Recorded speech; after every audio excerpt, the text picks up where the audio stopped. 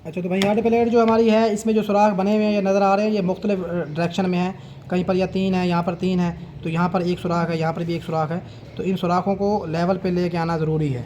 जब तक ये अपनी जगह पर नहीं आएंगे तो स्क्रू भी नहीं लगेंगे और फिर सिलेंडर प्लेट के अंदर भी हमारी वॉल प्लेट जो फिट नहीं होगी। तो ये अब सुराख हमारे तीनों लेवल पर आ गए हैं। इधर से भी 3 है, इधर से भी 3 है, इधर से भी, ये सारे लेवल में आ चुके हैं। ठीक है ना। अब हम इसको उल्टा करेंगे। उल्टा करने के बाद इस तरह से इसको ऊपर की तरफ दबा के रखेंगे।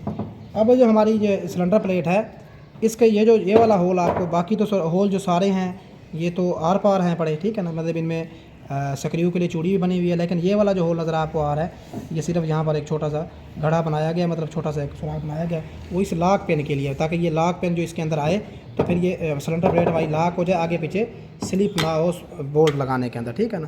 तो इसको इसके ऊपर ले आएंगे हम, यहाँ पर लाने के बाद इसमें लॉक कर देंगे, और लॉक करने के बाद इस तरह से हम जो है ना होल सारे लेवल पे ले आएंगे। लेके आने के बाद यहाँ पर हम जहाँ जहाँ से हमने स्क्रू खोले थे वहाँ पर हम 3 स्क्रू लगाएंगे। ठीक है।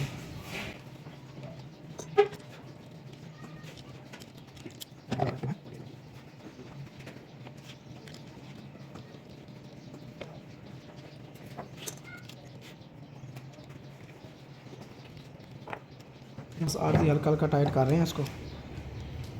अब जो हमारी ऊपर वाली सिलेंडर वॉल प्लेट है वो सिलेंडर प्लेट के साथ अटैच हो चुकी है। अब ये हमारी एक्सेंट्रिक जो है आपको नज़र आ रही है सिलेंडर के अंदर घूमती हुई। अब इसी के अंदर हमने यहाँ पर रूलर लगाना है। ठीक है ना, ये हमारा रूलर लग गया। रूलर लगना है, रूलर हमारा इस तरह से दीवार के साथ रगड़ खा कर चलता है और यहाँ पर हमारा डिवाइडेड ब्लेड आ जाएगा। ठीक है ना, ये हमारा डिवाइडेड ब्लेड आ गया। डिवाइडेड ब्लेड आने के बाद इसके ऊपर हमारी दूसरी वॉल प्लेट आ जाएगी, ये वाली। तो इस वॉल प्लेट को जब हम लॉक वाली पिन के अंदर ले जाएंगे तो एक्यूरेट ये अपने अपने मतलब उन सुराखों के अंदर आ जाएगी जिनके ऊपर इसको स्क्रू लगने थे अपनी जगह पर आ जाएगी। तो ये लॉक वाली पिन जो है हमने इसमें लॉक कर ली।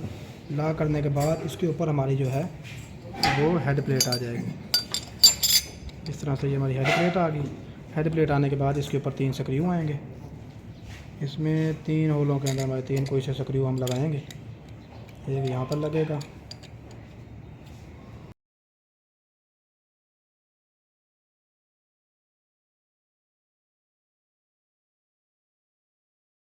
ये 3 स्क्रू लगने के बाद इसके ऊपर फिर हमारा ये वाला कवर आ जाएगा।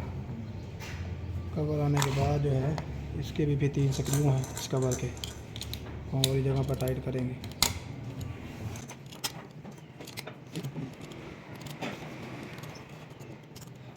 तो अब ये जो हमारा स्प्रिंग है, स्प्रिंग हम यहाँ पर लगाएंगे अपनी जगह पर, यहाँ पर। और लगाने के बाद इसको जब हम घुमाएंगे तो ये डिवाइडर ब्लेड आगे पीछे आपको वर्क करता हुआ नज़र आ रहा होगा। रूलर भी अंदर घूम रहा है और रोटर भी हमारा घूम रहा है। तो यही से काम कर रहे हैं। लेकिन ये वीडियो जो थी बेसिकली रोटरी कंप्रेसर की इन्फॉर्मेशन के बारे में थी।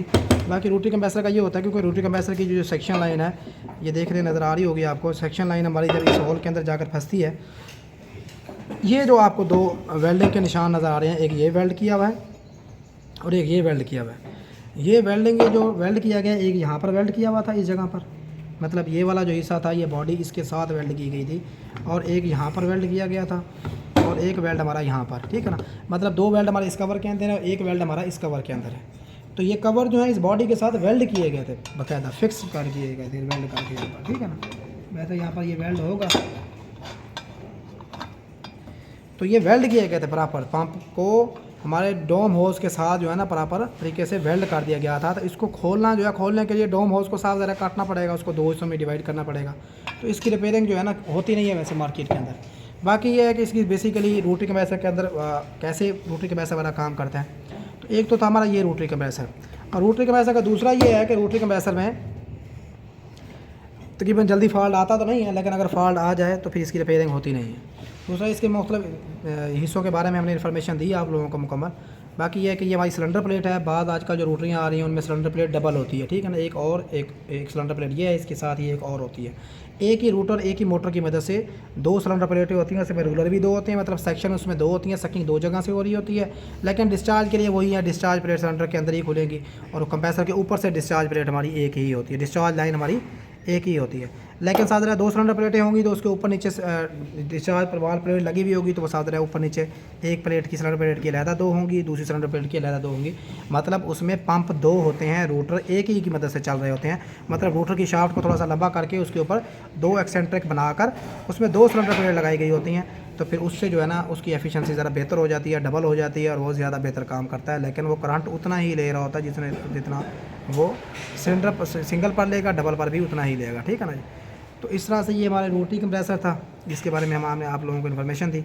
अब यहाँ पर जो है ना फिट करने के बाद आगे इसको हम यहाँ पर यूँ फिट करेंगे इस हिस्से को, लेकिन इससे पहले यहाँ पर इसके अंदर स्प्रिंग आ जाएगा।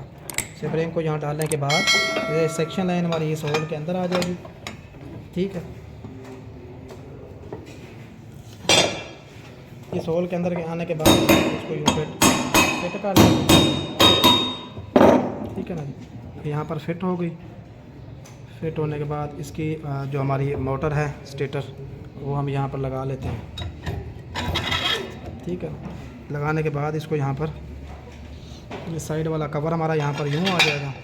तो जैसा कि मैंने बताया कि कवर हमारा पंप के साथ वेल्ड किया हुआ होता है। ये नीचे वाला कवर हो गया यहाँ पर, और इसके ऊपर जो है ना हमारा ये वाला कवर आ जाएगा। लेकिन वायर्स उसकी जैसे ही लगेंगी, एक कॉमन वाली ओवरलोड के सीरीज़ कॉमन वाली जिसके ऊपर ओवरलोड लगा हुआ है उसके साथ दूसरी रनिंग स्टार्टिंग अपनी जगह पर लगेगी, वो हम उसको मालूम कर लेंगे। बाकी ये लाइन है यहाँ पर यूँ अटैच की गई होती है और यहाँ पर यूँ। ठीक है ना। और ये कामोलेटर है। कामोलेटर में जो है हमारी गैस यहाँ से यूँ ऊपर से दाखिल होती है। यहाँ से ऊपर से दाखिल होने के बाद वो जब इसके अंदर यहाँ पर आती है तो इसके अंदर आपको एक लगी हुई लोहे की पतरी और एक जाली नज़र आ रही होगी। ठीक है ना। तो यहाँ से जब गैस दाखिल होती है साफ ज़रा इधर जब आती है तो साइडों पे फैल जाती है, इधर और इधर। सेंटर में से क्योंकि ये पतरी लगी हुई है, यहाँ से गैस नीचे की तरफ नहीं आ रही, साइडों से ये हमारी फ़िल्टर लगा हुआ है जाली, इसमें से आउट होकर वो इस हिस्से में आती है। मतलब यहाँ पर ये जो इसके नीचे यहाँ पर यूँ वेल्ड किया गया होता है, यहाँ पर यूँ। ठीक है, ये इसके साथ फिक्स्ड होता है यहाँ पर, ये ऐसे। ठीक है ना। अब जैसे जो फिक्स है, यहाँ से जो प्रेशर दाखिल होगा वो इसके नीचे जब आएगा तो वो साफ ज़रा वो इन सुराखों से इधर इधर डिवाइड होकर वो इधर और इधर चला जाता है। ये पाइप हमारा बिल्कुल इसके साथ तकरीबन बिल्कुल करीब इसके साथ लगा हुआ होता है। तो यहाँ से सकेंगे नहीं हो रही होती, तो लिक्विड गैस वजनी होने की वजह से नीचे पैदे में आ जाती है। इस पाइप का तला डायरेक्ट सेक्शन लाइन के साथ होता है।